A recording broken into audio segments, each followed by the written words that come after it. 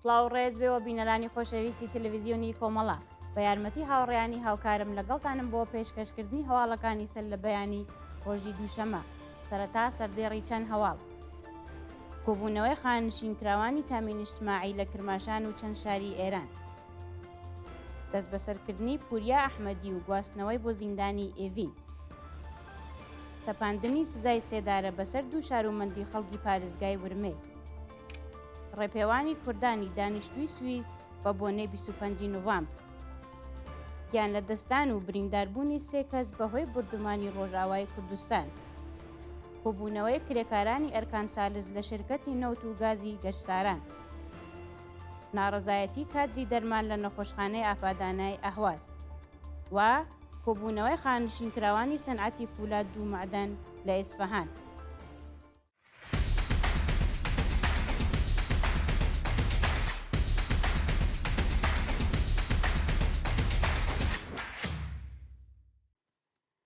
درێژەی هەواڵەکان کۆبوونەوەی خانشینکراوانی تامینیجتماعی لە کرماشان و چەند شاری ئێران ڕۆژی یەکشەممە 4 سەرماوەزی 1430 خانشینکراوانی تامینیجتماعی لە شارەکانی کرماشان، تاران، ئەهواز و شوش بۆ جارێکی دیکە دژ بە دۆخی خراپی مەعیشەتی کۆبوونەوە. خانشینکراوانی تامینیجتماعی یەکشەمەی هەموو هەفتەیەک لە ئاست بایەق نەدانی بەرپرسانی حکوومەت بە کێشە و گرفتەکانیان ناڕەزایەتی دەرئەبڕن، بەڵام تا بە ئەمڕۆ هیچ یەک لە داواکاریەکانیان جێبەجێ نەکراوە. خانشینکراوانی ناڕازی لە کۆبوونەوەی ڕۆژی ڕابردوویاندا خوازیاری زیادکردنی حەقدەست، پێدانی مەزایە بڕاوەکان، هاوسانسازی حەقدەست و دابینکردنی بیمەی تەکمیلی بوون. دەست بەسەرکردنی پوریا ئەحمەدی و گواستنەوەی بۆ زیندانی ئێڤین. پوریا ئەحمەدی چالاکی مەدەنی خەڵکی سنە بە مەبەستی تێپەڕکردنی ماوەی 6 مانگ حکمی زیندانی دەست بەسەر و ڕەوانەی بەندیخانەی ئێڤین کرا. پوریا ئەحمەدی ڕۆژی 10 گەلاوێژی ساڵی 1402 هاوڕێی لەگەڵ وریشە مورادی لە جادەی کامیاران بۆ سنە دەست بەسەر و بۆ بەندی ئەمنیەتی زیندانی ئێڤین ڕاگوێزرا. پاش 3 مانگ ئەو چالاکە مەدەنیە لەلایەن دادگای ئینقلابی تارانەوە بە تۆمەتی هاوکاری لەگەڵ یەکێک لە حیزب نەیارەکانی ڕژیم بە 5 ساڵ زیندان مەحکوم کرا، بەڵام حکومەکەی لە دادگای پێداچوونەوە بۆ 4 ساڵ و نیو زیندانی تعلیقی و 6 مانگ زیندانی تەعزیری گۆڕدرا. سەپاندنی سزای سێدارە بەسەر دوو شارومەندی خەڵکی پارێزگای ورمێ. بەپێی راپۆرتی کانونی مافی مرۆڤی ئێران، دوو شارومەندی خەڵکی شارەکانی شنۆ و ورمێ بە ناوەکانی میهران حەسەنزادە و حەمید عەبدوڵڵازادە لەلایەن دادگای ئینقلابی ڕژیمەوە بە ئیعدام مەحکوم کراون. بەپێی ئەو راپۆرتە دادگای ئینقلابی ورمێ میهران حەسەنزادە بە تۆمەتی بەغی و حەمید عەبدوڵڵازادەی بە تۆمەتی ئەندامەتی لە یەکێک لە حیزب نەیارەکانی ڕژیم بە ئیعدام مەحکوم کردووە. حەمید عەبدوڵڵازادە پاییزی ساڵی 1402 لەلایەن هێزە ئەمنیەتیەکانەوە دەست بەسەر کرا، بەڵام میهران حەسەنزادە لە ڕەوتی ناڕەزایەتیەکانی شۆڕشی ژینا لە شاری شنۆ دەست بەسەر و پاش ماوەیەک بەدانانی وەسیقا ئازاد کرا. ناوبراو سەبارەت بە پەروەندەیەکی دیکە لەلایەن لەقی 101 دادگای ئینقلابی شنۆ بە تۆمەتی ئیجماع و تەبانی دژ بە ئەمنیەتی وڵات بە 9 مانگ زیندان مەحکوم کرابوو. جێگای ئاماژەیە کە میهران لەم پەروەندە تازەیەدا بە کوشتنی بەسیەجیەک تۆمەتبار و سزای سێدارەی بەسەردا سەپاوە. ڕێپێوانی کوردانی دانیشتووی سویس بە بۆنەی 25 نۆڤەمبر ڕۆژی یەکشەممە 4 سەرماوەز کوردانی دانیشتووی وڵاتی سویس و دۆستانیان بە بۆنەی 25 نۆڤەمبر ڕۆژی بەرەنگاربوونەوە لەگەڵ تونتوتیژی دژ بە ژنان خۆپیشاندانیان کرد. بەشداربووانی ئەو ڕێپێوانە بە بەدەستەوەگرتنی وێنەی ژنانی قوربانی سەرکورد لە ئێران، خوازیاری هەڵوەشاندنەوەی سزای سێدارە و ئازادی پەخشان عەزیزی، وریشە مورادی، شەریفە موحەممەدی، گوڵڕوخ ئیرایی، نەرگس موحەممەدی، زەینەب جەلالیان و هەموو بەندکراوانی سیاسی بوون. خۆپیشاندەران داوایان لە کۆمەڵگای جیهانی کرد گوشارەکانیان بۆ سەر کۆماری ئیسلامی بباتە سەرەوە و تاکو ئەو ڕژیمە سەرکوتگەرە کۆتایی بە تونتوتیژی دژ بە ژنان بێنێت. گیان لە دەستدان و برینداربوونی سێ کەس بەهۆی بردومانی ڕۆژئاوای کوردستان ڕۆژی یەکشەممە 4 سەرماوەزی 1430 سێ شارومەندی خەڵکی ناوچەی شەهبا لە ڕۆژئاوای کوردستان بەهۆی بردومانی تورکیا کوژران و بریندار بوون.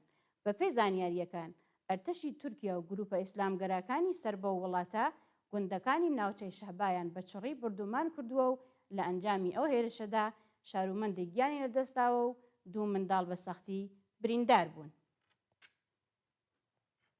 کۆبوونەوەی کرێکارانی ئەرکان سالس لە شێرکەتی نەوت و گازی گەشتساران.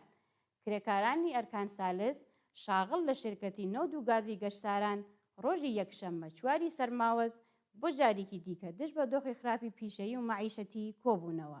کرێکارانی ئەرکان سالس خوازگاری پێدانی داخوازیە دواخراوەکان، زیادکردنی حەقدەست، وەلانانی پەیمانکار، نوێکردنەوەی گرێبەست، دابینکردنی بیمەی دەرمانی و ئیمکاناتی ڕەفاهی، بەڕێوەچوونی یاسای 14 ڕۆژکار 14 ڕۆژ پشودان، گۆڕانی دۆخی پیشەیی، وەلانانی جیاوازی و بەکردەوە دەرهاتنی مادەی دێ یاسای ئەرک و بەرپرسیارەتی پرسنۆلی نەوت بوون. ناڕەزایەتی کادری دەربان لە نەخۆشخانەی ئاپادانای ئەهواز. ڕۆژی یەکشەممە 4 سەرماوەز پەرستاران و کادری دەرمانی نەخۆشخانەی ئاپادانای ئەهواز لە ئاست جێبەجێ نەکردنی داخوازیەکانیان ناڕەزایەتیان دەربڕی. پەرستاران و کادری دەرمانی نەخۆشخانەی ئاپادانای ئەهواز هاوشێوەی هاوکارەکانیان لە شارەکانی دیکەی ئێران خوازگاری پێدانی داخوازیە دواخراوەکان، چوونەسەرەوەی تعرفەی پەرستاری، تەزمینی ئەمنیەتی پیشەیی، دامەزراندنی هێزی کاری نوێ، پەرداختی ئیزافەکاری و کارانە، کەمکردنەوەی ساعەتی کار، نوێکردنەوەی گرێبەست و ڕێگری لە کۆچکردنی کادری دەرمان بۆ دەرەوەی وڵات بوون. کۆبوونەوەی خانشینکراوانی سەنعەتی فولاد و معدەن لە ئیسفەهان. خانشینکراوانی سەنعەتی فولاد و معدەن لە ئیسفەهان ڕۆژی یەکشەممە 4 سەرماوەزی 1403 هەتاوی بۆ جارێکی دیکە دشت بە دۆخی خراپی معیشەتی ڕژانە سەر شەقام و خۆپیشاندانیان کرد. خانشینکراوانی سەنعەتی فولاد و معدەن خوازیاری پەرداختی مەزایە بڕاوەکان، زیادکردنی حەقدەست بە پێی ڕێژەی هەڵاوسان، دابینکردنی بیمەی تەکمیلی، هاوسانسازی حەقدەست، گەڕانەوەی سربەخۆیی بە سندوقی خاننشینی کرێکارانی فولاد و معدەن و هەڵوەشاندنەوەی بڕیاری دەوڵەت بۆ تێکەڵکردنی سندوقەکانی خانەنشینی بوون. ژاراویبوونی 40 خوێندکار لە خابگای زانکۆی زانیاری پزیشکی شوشتەر. شەوی شەممە 3 سەرماوەز پاش پێدانی ژەمی ئێواران 40 خوێندکاری زانکۆی زانیاری پزیشکی شوشتەر ژاراوی و ڕەوانەی نەخۆشخانە کران. بە وتەی جێگیری دەرمانی زانکۆی زانیاری پزیشکی شوشتەر، خوێندکاران بەهۆی خواردنی خۆراکی ماوە بەسەرچوو ژاراوی بوون. ژمارەیەک پاش وەرگرتنی دەرمان لە نەخۆشخانە مەرەخەس کراون و بەشێکیان بۆ چاودێری زۆرتر بەستەری کراون و دۆخی تەندروستیان جێگیرە. دەست بەسەرکرانی دووبارەی نیگار دەباغی لە تەورێز. بەپێی راپۆرتی دادبان، نیگار دەباغی مێرمنداڵی خەڵکی تەورێز و لە ناڕازیانی شۆڕشی ژینە بۆ جارێکی دیکە لەلایەن ئەدارەی ئیتلاعاتی ئەو شارەوە دەست بەسەر کراوە.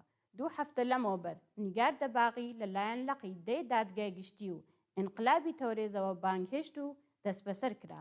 ئەو چالاکە مەدەنیە لە سەردەمی شۆڕشی ژیناش جارێک دەست بەسەر و بە تێکدانی بیر و ڕایگشتی تەبلیغ دژی نیزام و بێڕێزی بەڕێبەری تۆمەتبار کراوە. ناوەندە ئەمنیەتیەکانی ڕژیم هۆکاری ڕفاندنی ئەو مێرمنداڵەیان دانپێدانانی زۆرم لێ لە گورتوخانە و فیلم و وێنەکانی نێو مۆبایلەکەی ڕاگەیاندووە. سازکردنی پەروەندەی قەزایی بۆ مرتزا نیعمەتی مامۆستای دەرکلااو لە زانکۆی چەمران. بەپێی زانیاریەکان وەزارەتی ئیتلاعاتی ڕژیم پەروەندەیەکی تازەی بۆ مرتزا نیعمەتی مامۆستای لەسەر کار دەرکراو لە زانکۆی چەمران دروست کردووە.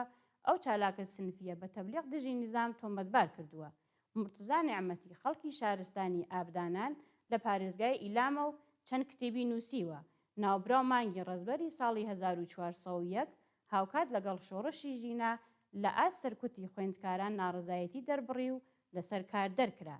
برایەکی مرتزا ڕۆژنامەوانە و بە تۆمەتەکانی تەبلیغ دژی نیزام، بڵاوکردنی پروپاگەندە و بێڕێزی بەڕێبەری بە 40 مانگ زیندان محکوم کراوە.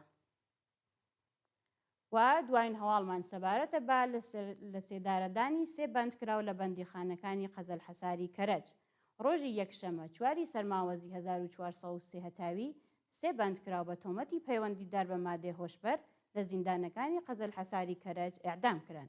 بەپێی راپۆرتی کانونی مافی مرۆڤی ئێران، ناسناوی 2 کەس لە بەندکراوان بریتیە لە حسین سووری و مسلم جعفەری هەروەها شارومەندی ئەفغانستانی کە هێشتا ناسناوی ئاشکرا نەکراوە بێ ئاگاداری بنەماڵەکەی بە هەمان تۆمەت لە سێدارە دراوە. بینەرانی ئازیز هەواڵەکانتان پێشکەش کرا. هەر شاد و ئاسوودە بن.